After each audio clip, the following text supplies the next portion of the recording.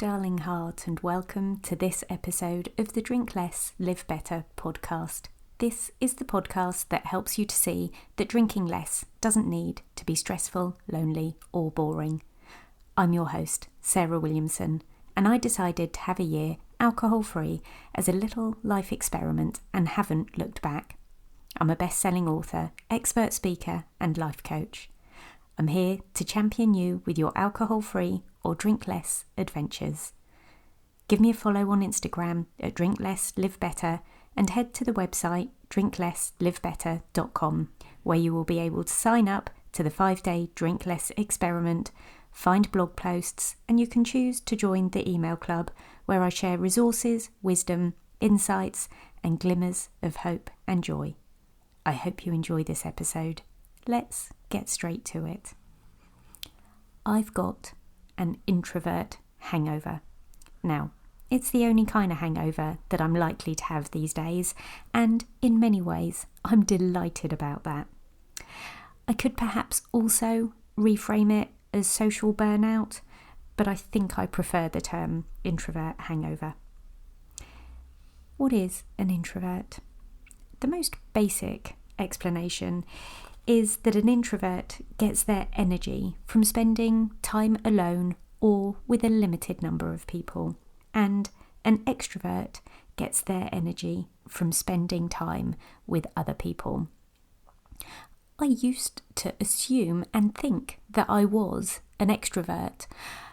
All of those stories I could tell you about being first on the dance floor, last off the dance floor, the final one ordering the tequila shots at the bar, surrounding myself with plenty of people on nights out, dinners out, clubbing nights, all of the things, would have led an outsider looking in to assume I was an extrovert. I loved being at the centre of it all and being around other people. Now I know myself better, those kinds of situations do not fill me with delight and joy. Best of all, I love being around 1, 2, 3, maybe 4 people at a time, having depthy conversations, or, guess what, sitting in silence, doing an activity alongside each other is great. I love walking with other people. I love brunch dates. I love things that ultimately probably look a lot less exciting, again, if you were an outsider looking in. But I'm not an outsider looking in at my life. I am me. I am the inside. I am the outside. I am all of me. As an introvert, I am not shy and I'm not socially withdrawn.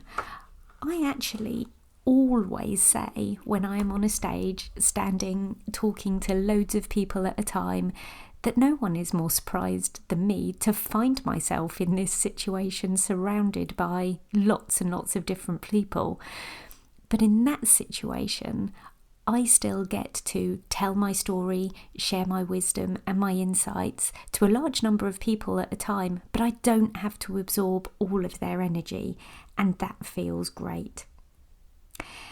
At the moment, I am knackered, physically and emotionally. I am craving some quiet space and some time alone, where I can give myself the opportunity to focus on how I am actually feeling at the moment and what I am thinking about. The last few weeks have been a bit of a blur. I have been to various different in real life local networking events, and I haven't really done that in the years since my business has been in operation. I've been working online with people that I love around my business, but not in person, and I've enjoyed some of the things that I've done in real life over the last few months, and I've pure hated others of them.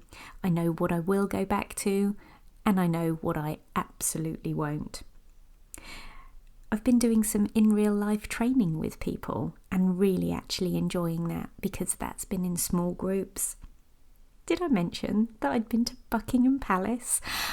I'd love to tell you that garden party was an intimate little affair with, I don't know, a couple of hundred people there. But it wasn't. It was huge. It was glorious, but it is the most people I've been around for a long, long time. I've done some in real life training as well as networking, and I've really enjoyed that. I've really enjoyed meeting the new people that I've done through that, and that was one of the main purposes, so that can only be a good thing. I'm just back from Be Wild, the most glorious wellness and well-being weekend, surrounded by about 60 to 70 other people who are all at different phases on their sobriety journey. We were listening to inspiring speakers. I suppose I should mention that I was one of them, although I wouldn't label myself as inspiring. We were doing outdoor crafts, there was artistic activities, there was singing, there was yoga, there was sound baths. It was so lovely. Driving away from there, I really appreciated the time in the quiet in the car.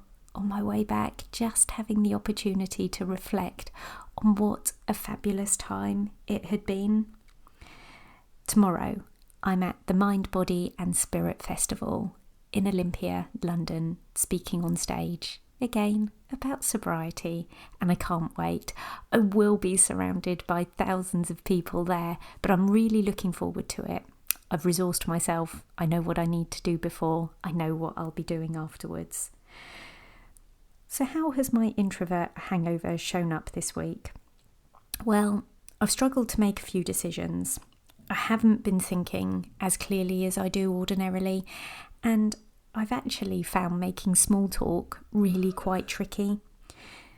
So I know that what I need to do is spend a bit more time by myself. I'm really looking forward to my train drive up to London tomorrow, in silence, all by myself. I'm going on a long walk by myself this afternoon. I've also got an appointment at the dentist, which doesn't sound like much fun, but I'm going to go for a cup of tea by myself before that. And this evening, I've got yoga. An introvert hangover is no joke. We need to find our way out of it as gently and as softly as we can do if we are people who recognise that we do get energy from time spent alone, and that is a really good realisation to come to. Thank you for listening in today. Come back again next week. Check out today's show notes and find out about the ways we could work together. Let's get you some forward focus on this next bit of your glorious life. And P.S. I believe in you.